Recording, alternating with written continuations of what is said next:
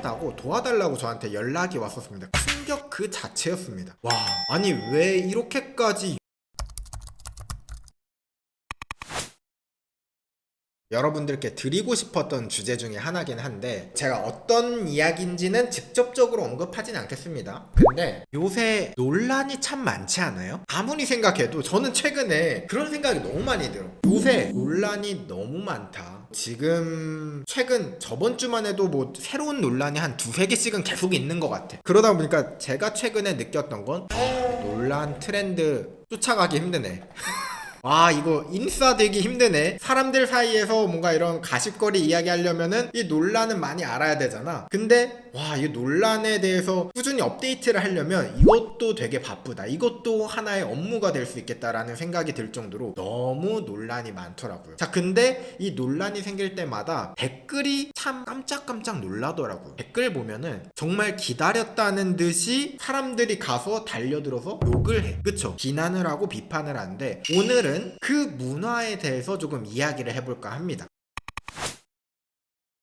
자, 어떤 이야기냐? 제목은 분노에 가득 찬 인터넷 세상. 어쩌다가 이 인터넷 세상에는 분노가 가득 차게 되었을까? 이 웹사이트가 사람들한테 인기를 끌었던 가장 결정적인 계기가 뭔지 아세요? 바로 커뮤니티였습니다. 게임도 아니고 뭐도 아니고 커뮤니티. 인터넷 사이트에 들어가서 글을 올려 댓글을 남겨. 이게 너무 재밌었던 거예요. 옛날 과거 사람들이라고 생각을 해봐요. 와, 이게 뭐야? 신세계죠. 글을 남기고 막 정보를 공유하고, 근데 게다가 어떤 특성도 있어? 익명이야. 내가 누군지 밝히지 않아도 돼. 그런 거 있죠. 친구들한테는 다 이 얘기 해도 돼? 안 돼? 막 고민하고 있었는데 이 생각을 할 필요가 없어. 인터넷에다가 그냥 막 싸지르면 되는 거야. 그니까 이 당시 사람들은 신세계를 봤죠. 와, 익명의 중요성을 깨달은 거죠. 익명 정말 재미나구나. 익명은 정말 중요하구나. 그렇기 때문에 옛날에는 익명이 중요하다, 오픈소스가 중요하다, 막 이 주장을 했지만 사실 지금은 굉장히 좀 이야기가 달라졌죠. 익명이 그렇게 중요할까? 라는 이야기도 나오고 있고, 오픈소스가 꼭 그렇게 중요할까? 라는 이야기도 막 나오고 있잖아요. 그러니까 옛날에는 이게 초창기여서 그런지 너무 재밌었던 거죠, 이거 자체가. 자, 근데 여기에서 그 당시에 초창기에서도 익명의 폐해가 조금씩 드러나기 시작했습니다. 어떤 폐해겠어요? 여러분들 생각해보세요. 사람들이 뇌를 거치지 않고 그냥 싸질러, 글을 막 싸질러. 그러면 어떤 문제가 일어나겠어? 인터넷이, 웹사이트가 쓰레기가 되겠죠. 그래서 그 유명한 대표적인 예가 여러분들이 잘 알고 있는 어나니머스였어요. 포첸이라는 커뮤니티 사이트에서 이 익명의 폐해를 가지고 정말 쓰레기 같은 글들, 그리고 거기에다가 사람 한 명 잡아가지고 놀리고 욕하고 이래서 막 사람들 울고 막 사람들 상처받고, 이게 사람들 낄낄거리고 막 이런 즐거움에 가득 차 있었습니다, 이 당시 사람들은. 그러니까 이 당시에 익명의 즐거움을 알아가면서 사실 익명으로 인해서 분노가 충전되기 시작합니다. 제가 생각할 땐 그래요. 사람들에게 다 잠재적인 분노가 있다고 생각을 하거든요. 근데 이 분노가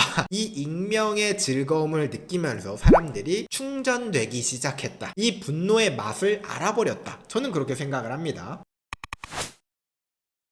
그래서 이 당시에 옛날에는 이 모르는 사람을 가지고 욕을 하는 거, 자, 이게 굉장히 즐거웠는데 이 사람들이 어디로 옮겨갔는지 아세요? 그 다음 타겟이 뭐였는지 아십니까? 그 다음 타겟은 연예인이었어. 그래서 2010년이라든가 과거 한 10년 전만 생각을 해보셔도 연예인들이 악플 때문에 굉장히 힘들어했습니다. 그런 기사가 굉장히 많았어요. 그래서 사람들이 인터넷은 악플이 많은 곳이구나, 인터넷에서는 이렇게 써도 되겠구나 라는 인식이 조금씩 생기기 시작합니다. 그런데 시대가 바뀌기 시작했는데 어떤 기점으로 바뀌었냐? 제 생각입니다. 네이버에서 기사에 댓글을 막아두기 시작했던 시점이 있어요. 그 당시에 연예인들이 악플을 받고 막 상처받고 극단적인 선택도 하고 막 그러다 보니까 이거 안 되겠다, 사람들의 분노가 너무 많아지고 있다, 이거 지금 사람들이 막 점점 미쳐가는 것 같아, 댓글을 막자. 그래서 네이버나 이런 포털 사이트들에서 연예 기사에서는 댓글을 막아버렸어요. 그랬더니 이 분노가 사라진 게 아니라 어떻게 되었느냐? 이 분노가 옮겨갔습니다. 바로 스트리머들에게 이 분노가 사라지는 게 아니라 이전이 된 거였어요. 그래서 그 당시에 보면은 인터넷 방송하시는 분들이 커뮤니티나 뭐 댓글이나 이런 데서 욕을 굉장히 많이 받더라고요. 이거는 제가 왜 이렇게 생각을 했냐면, 제가 한 3년 전인가 4년 전일 거예요. 아마 지금도 활동하시는 분인데 정말 유명한 게임 스트리머가 있어요. 근데 그분께서 저에게 너무 힘들다고 도와달라고 저한테 연락이 왔었습니다. 그때 제가 구독자가 많지도 않았는데, 근데 그분을 만나서 제가 그 댓글들을 직접 한번 봤거든요. 충격 그 자체였습니다. 와, 아니 왜 이렇게까지 욕을 하고 왜 이렇게까지 화가 나 있을까? 라고 물어보고 막 서로 같이 이야기를 해봤는데, 그때 그분이 그런 이야기를 하더라고요. 이게 네이버 기사랑 이런데 댓글을 막으니까 그 기점으로 확실히 뭔가 악플이나 이런 비난들이 스트리머들, 자기뿐만 아니라 다른 스트리머들한테도 훨씬 더 많아졌다는 거예요. 그래서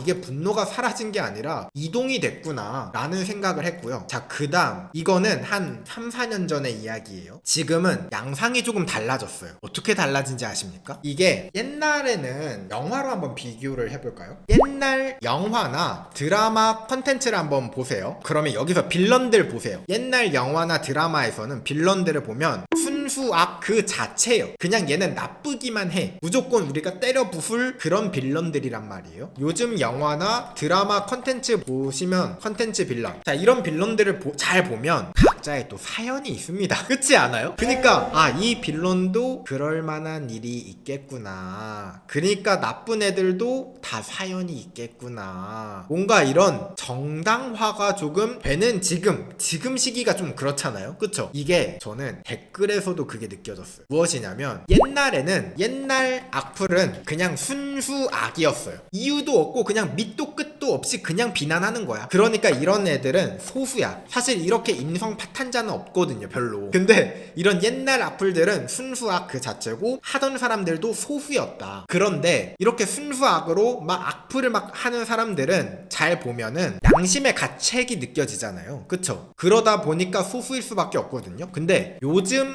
악플은 어쩐지 아세요? 순수 악은 아닙니다. 나름의 이유가 있어. 명분이 있다 이 말이에요. 명분. 그러니까 소수의 쓰레기들이 쓰던 그냥 악플이 아니야. 나는 이렇게 말할 권리가 있고, 나는 너를 욕할 이유가 있어. 왜? 너는 잘못했으니까. 그래서 어떤 현상이 벌어지는 것 같냐면, 제 생각입니다. 분노가 있어. 일반 사람들이 욕을 하고 싶어. 근데 그냥 냅다 욕을 싸면 진짜 순수악 빌런이잖아. 쓰레기잖아. 그러니까 자신을 쓰레기로 만들고 싶지 않아. 자, 그러면 욕을 하려면 어떻게 해야 돼? 욕을 하고 싶어. 분노를 표출하고 싶어. 그러면 어떻게? 욕할 대상을 찾는 겁니다. 이제 이 분노를 어딘가 표출하고 싶은데, 이제는 이거를 누구한테 표출하지? 욕할 대상을 찾는 거야. 그러다 보니까 요새 논란이 많은 이유가 기준이 높아진 것 같은 느낌이 조금 드는 거예요. 물론 지금 뭐 논란이 있다는 사람들을 다 정당화하는 게 아니라, 잘못하셨지, 잘못한 건 맞는데 기회가 됐다, 사람들이 그런 느낌이 드는 거예요. 댓글을 보면 좋아, 나 딱 욕하고 싶었는데 딱 기회다 하고 찾아갑니다. 그래서 이제 어떻게 욕을 해? 옛날처럼 순수 악으로 욕을 하는 것도 아니야. 도덕적으로, 신사답게. 나는 쓰레기가 아니니까 나는 아주 도덕적으로 너를 심판하겠다. 물론 그 댓글이 다 잘못됐다는 건 아닙니다. 근데 제가 느끼기에는 조금 요런 분위기가 지금 좀 있지 않나. 그러다 보니까 사람들이 도덕적인 기준, 그러니까 잣대라고 해야 되나? 조금만 잘못해도 이제는 논란이 되고, 논란이 되는 이유가 욕을 하고 싶어서, 이 분노를 표출하고 싶어서. 그래서 이게 옛날에는 순수악, 소수들이 진행을 했다면, 이제는 나도 참여할 수 있지 당연히. 그치? 왜? 나는 도덕적인 사람이니까. 그래서 나도 참여할 수 있는 이 참여형 악플 문화가 형이 된 거 아닌가 라는 생각이 좀 듭니다. 요새 논란을 되는 이런 것들의 댓글을 제가 이렇게 보면은 뭔가 그런 느낌이 들어. 이런 거에 대해서 뭐 실망이네요, 뭐 이 정도는 괜찮은 것 같거든요, 저는. 근데 내가 이럴 줄 알았다, 저런 애들은 여기까지 뜬 게 참 이상해 막 하면서 하고 싶었는데 기회가 없어서 못하고 기다렸던 것처럼 마냥 뭔가 그런 분위기가 조금 있는 것 같다. 그래서 제가 생각했을 때 이 논란의 트렌드를 쫓아가기 힘든 이유가, 이 논란이 많은 이유가 사람들이 갑자기 나빠진 건 아닐 거잖아요. 그쵸? 뭐 연예인들이 혹은 스트리머들이 유튜브 하시는 분들이 갑자기 인성이 막 나빠져가지고 눈이 돌아가지고 갑자기 막 나쁜 짓들을 하는 건 아니잖아. 왜 이렇게 논란이 많지 생각을 해보면 사람들이 관심, 그러니까 분노를 표출할 대상을 찾고 있어서 논란이 굉장히 많아지는 거구나. 저도 최근에 제 자신을 봤을 때 논란 재밌잖아요. 솔직히 말하면 내 논란 아니니까 재밌잖아. 솔직히 말하면 인간적으로 유튜브 영상에서 논란을 찾아보고 있는 거야. 근데 그 모습을 제가 제 3자로 제 모습을 보니까 좀 저도 뭔가 이런 분노라든가 이런 부정적인 감정에 제가 뭔가 이렇게 빨려 들어가고 있고 뭔가 중독되는 느낌이 들더라고요. 그래서 이거에 대해서 좀 경계심을 좀 가져야겠다 라는 생각이 들었거든요. 그래서 물론 모든 사람분들께 그러라는 건 아니에요. 근데 한번 여러분들도 잘 생각해 보셨으면 좋겠어요. 그렇게 부정적인 것들을 막 쫓아서 다른 사람들을 심판하고 다른 사람들을 막 욕하고 이런 것들을 우리가 꼭 굳이 해야 착한 사람이 될까? 그런 부정적인 거에 좀 집중하지 말고 조금 좋은 내용들, 재밌는 거, 이런 좋은 면들을 조금 집중해서 봐보는 건 어떨까 하는 생각이 들었습니다.